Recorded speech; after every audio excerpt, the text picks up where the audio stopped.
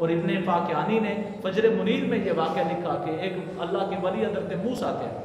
وہ ایک جہاز میں سوار تھے اور جہاز میں یکدم ایسا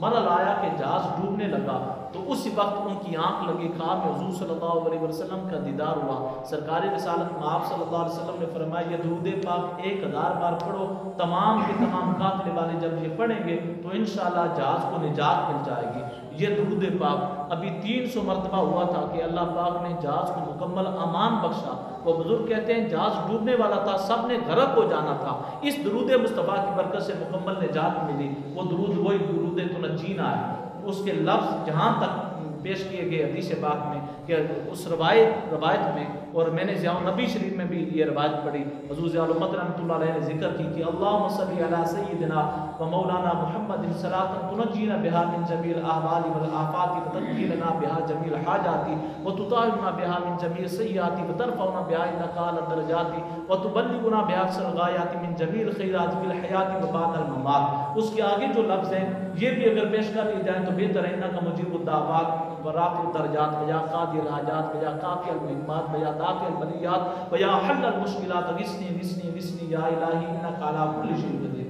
اس لیے درود تنجینا، درود تاج، جتنے بھی درود پاک ہیں یہ سب حضور صلی اللہ علیہ وسلم تک پہنچنے کا ایک ذریعہ ہے۔ یہ مصطفیٰ جان رحمت پہ لاکھوں سلام، یہ بھی حضور صلی اللہ علیہ وسلم کی بارگاہ میں مقبول ترین سلام ہے۔ اس لیے تمام درود پاک اس لیے سے پڑھیں کہ سرکار رسالت مآب صلی اللہ علیہ وسلم کی حدیث پاک میں آیا ہے کہ قیامت کے دن جب ایک بندے کا نامہ اعمال تولا جائے گا، جہنم اس کا مقدر ہوگا، حضور صلی اللہ علیہ وسلم فرمائیں گے کہ دوبارہ نامہ اعمال کو تولا جائے، جب دوبارہ وزن کیا جائے گا پھر بھی گناہ بھاری ہوں گے، نیکیاں جو ہیں وہ ہلکی ہوں گی۔ حضور صلی اللہ علیہ وسلم نیکیوں کے اوپر والے پلڑے میں ایک چھوٹا سا 1 انگلی کے برابر، حضور ضیاء الامت رحمۃ اللہ علیہ نے فرمایا 1 انگلی کے برابر ایک کاغذ کا ٹکڑا سرکار کریم ایک نیکیوں کے پلڑے پر رکھیں گے، اسی وقت ہی وہ نیکیوں کا پلڑا بھاری ہوگا اور گناہوں کا ہلکا ہوگا، جنت اس بندے کا مقدر بنے گی۔ وہ بندہ عرض کرے گا سونی صورت والے، میری نجات کا سامان بننے والے آپ کون ہیں؟ حضور صلی اللہ علیہ وسلم فرمائیں گے میں تیرا نبی ہوں، اور یہ کاغذ کا ٹکڑا